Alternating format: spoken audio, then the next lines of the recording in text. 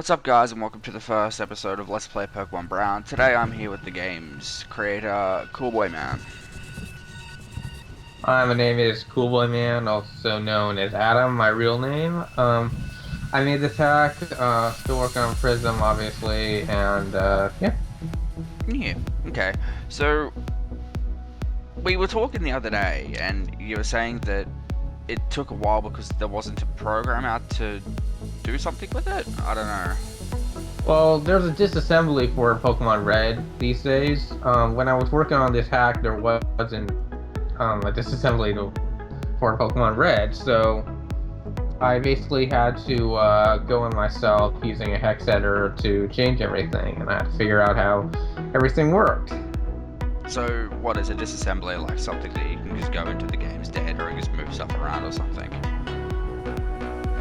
Disassembly is just that, a disassemble of all of the code, all the assets the game has, easier to modify, things are commented, easier to and it's just a lot more efficient than what I was doing, which was, hex editing, recoiling stuff to far away from where it was. It's a lot more clean now. That sounds pretty cool. So, what, it'd be a lot easier to make a hack these days than what it was back when you made this? Yeah, absolutely. Because I've noticed in this you've got your own sprites as well. My own sprites. That's actually price from Pokemon Gold. Since we used the price graphic from Gold for the intro, we decided to just use that for the overall sprite.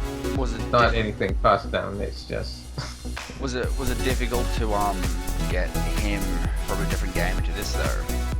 Or does Gold and Silver have like roughly the same? Yeah. Well, basically at first it was pretty difficult because Pokemon Red has this interesting compression routine for Pokemon and Trainer Portraits that at the time I did not figure out. So instead, me and my friend, we decided to just disable the compression altogether and just read it normally. So if you go into battles, you'll notice that everything is loaded a lot faster than Pokemon Red because we're not using the compression algorithm that they used. But now it's all figured out, especially in this assembly, that who should we choose as starter? I'd say Charmander because that was the one I picked when I was a kid. Charmander. Because I've noticed too that some of the Pokemon have got different sprites as well.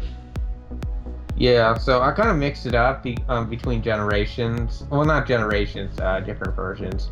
There's some from green, some from red and blue, some from yellow. Oh, look at that. Nick is all caps and name. Isn't. That's a mistake I overlooked. There's a lot of little mistakes I overlooked. But eventually you just gotta let it go and just move on. Otherwise, I'd still be working on this attack if it was, what is that? I tried to fix everything. Fair enough. So was it difficult to go then through the other games and put the Pokemon sprites into this one, or was that about the same kind of difficulty as the Professor? It was the same difficulty because trainers both want to use the same compression algorithm in Pokemon Red that we disabled. I see. Yeah. Yeah, that's interesting. So, you were talking about... Sorry about that, my voice is going. You were talking about Pokemon Prism before. What's going on with that? Oh, I'm just working on it when I can. It's a passion project, really. I don't have much time to work on it anymore. I try to work on it like an hour every day if I can, but, I have work and a life now. That's what happens when you get older. And then, yeah, so is there going to be like a release schedule with Prism soon, or is it just whenever you get around to putting yourself into it? It's just whenever, because I did put release dates just to say light a fire under my ass and try to get it done in time, but I never met any of those. I just, disappointed my Facebook fans. So I just said whenever, and I'm just doing the best I can with the time I have.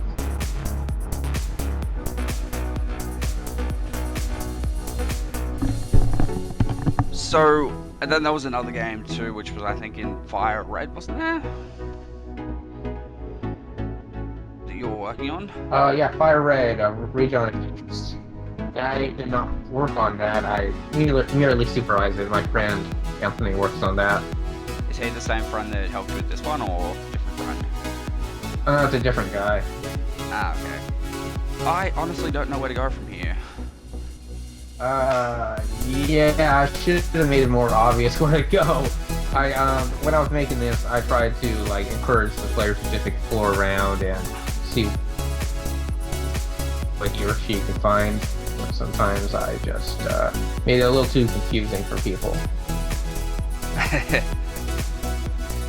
So, have you ever considered like getting a randomizer to work with this, or? Get the randomizer to work with this? Yeah.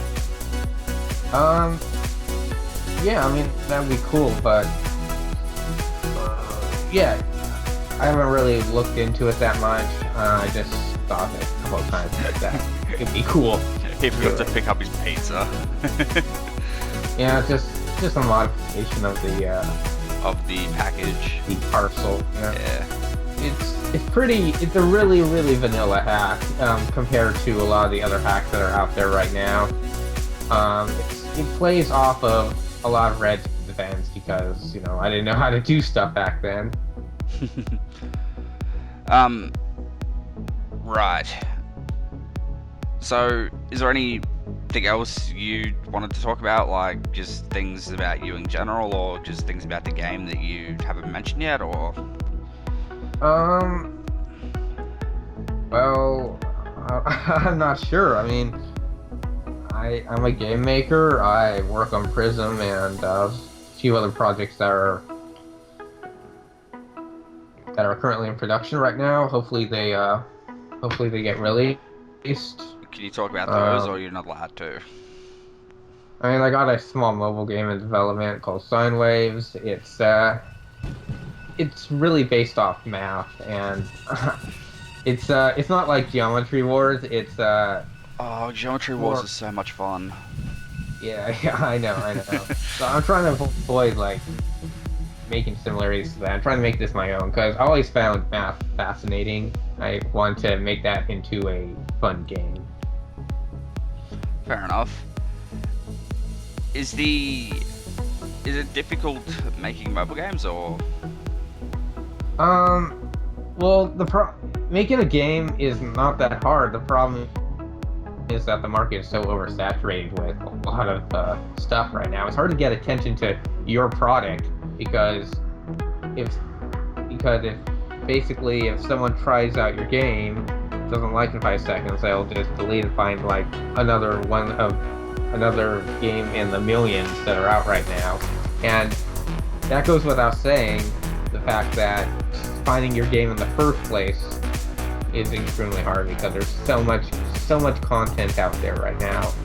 Yeah, but if you charge them like $1 or something for it on the iTunes store, don't you still get money from it then? Yeah, I get money from it, but it's like trying to get the attention to it and trying to make people happy and make sure that their dollar was well spent is really difficult. Because there's a lot of free stuff out there. Yeah, I know what you mean, but like when you say it's a math game, like what exactly do you mean? Well, basically, sine waves, you shoot sine waves at people, basically, and you can modify it. You can get an upgrade called a code, so you can shoot sine waves and cosines, and it's kind of hard for me to explain. You'd have to see it for yourself if it ever gets out. It sounds interesting. You should keep me posted. Yeah, I'll try. Alright, well, I'm thinking after this battle that we should end it because we've done the introductory stuff, and then, yeah. Okay. But yeah, so you have been Adam from Adam, the Cool Way Man, the creator of Pokemon Brown, and thanks for coming on. Hey, no problem at all. Alright. And with that, I am out. I'll see you later, guys.